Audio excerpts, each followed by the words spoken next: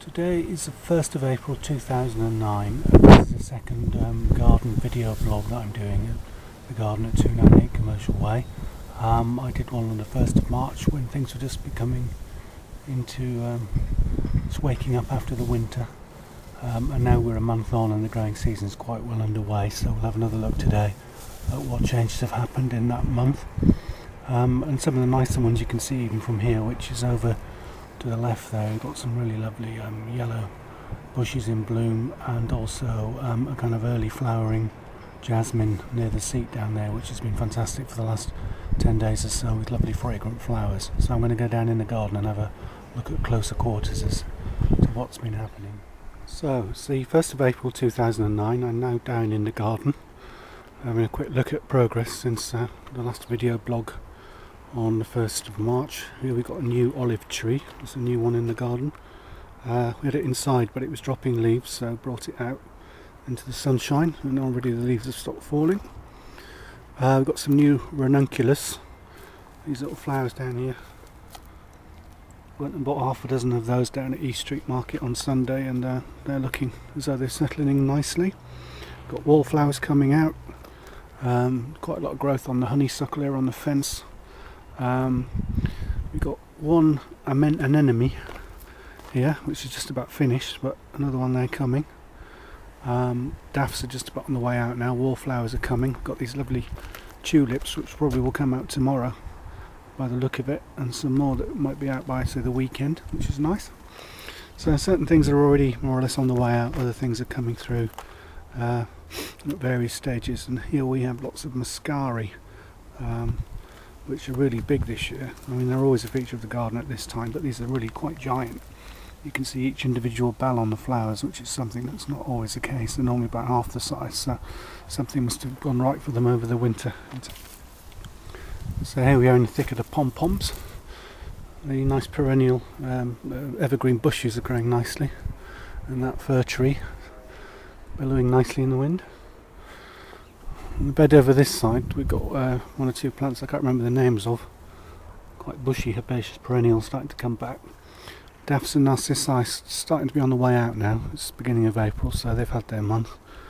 A real mixture in this bed of primroses, sort of primula type things, wallflowers, some nigella beginning to start. This will be quite big by next month. I think there's normally loads of that. That's not so much in evidence yet. Maybe that's been put off by the colder winter. It's like a hollyhock trying to come back there. Spot another new hollyhock yesterday, which I just planted. Hopefully that will come up this year. And these are the sunrose things that I planted last month. I was just about to plant last month, and I've got 4 of them dotted around the garden, which seem to have taken quite well. This is a nice bush. Can't remember what it's called, but it's like a raspberry type flower. It must be related to the raspberry family, and the leaves are very raspberry-like, and that's growing bigger and bigger by the year. Flowers are a bit paler than on some of the bushes. They're not as vivid and raspberry red as I've seen elsewhere, but it's still a lovely plant.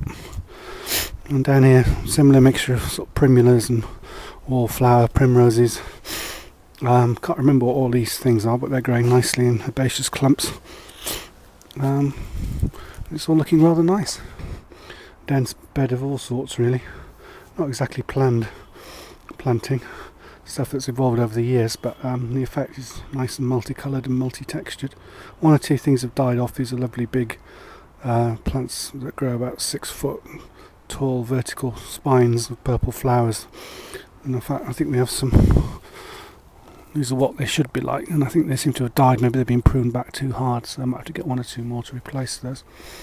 And another addition I'm looking forward to seeing come to flower is this, at the moment, quite small Japanese anemone, which has been a favourite of mine for some time, but I haven't really seen it in the shops before. But I found 1 of them, and I should be looking out for more as the spring progresses to see if I can get some of those in these beds.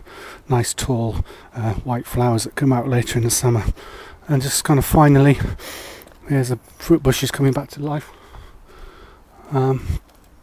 Problem here is they get a lot of shade really from the trees, particularly now the leaves are coming back. The Chianthus, which will be all blue I think next time we do the recording in May, and then eventually this big next door's cherry tree when it comes into leaf. It's in lovely blossom at the moment, but the leaves will come and cast quite a dense shadow on this part of the garden probably, so that might impede the fruit.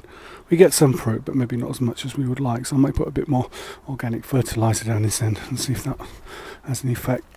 And then just finally we've got this sort of periwinkle thing that's now spread as a carpet, which is good, and various other daffodils and sedums coming back, and so this is doing quite nicely too, although it's quite early in the year. And there are things like the I can't remember what they're called now, forsythia, the yellow bushes that are in their glory at the moment and probably will be gone in a month or so's time when we do this exercise again.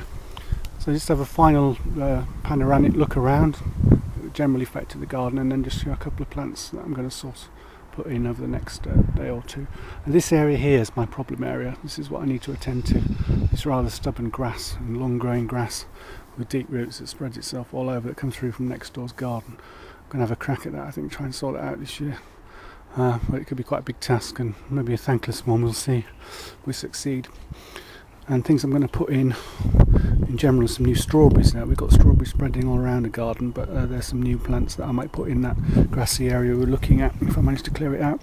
Just a few pansies that I picked up cheap that we'll just put in a few gaps in the borders, annual ones, just last for a month or so, a couple of months. And then over there we have a few climbing roses that grow in superabundance, if you believe the packet. So I'm going to put 4 of those at the back of that grassy area against the fence, and we'll see how those progress to form a kind of back border to whatever I put in front of them, which I've not quite decided yet. So we'll see how it looks in a month's time.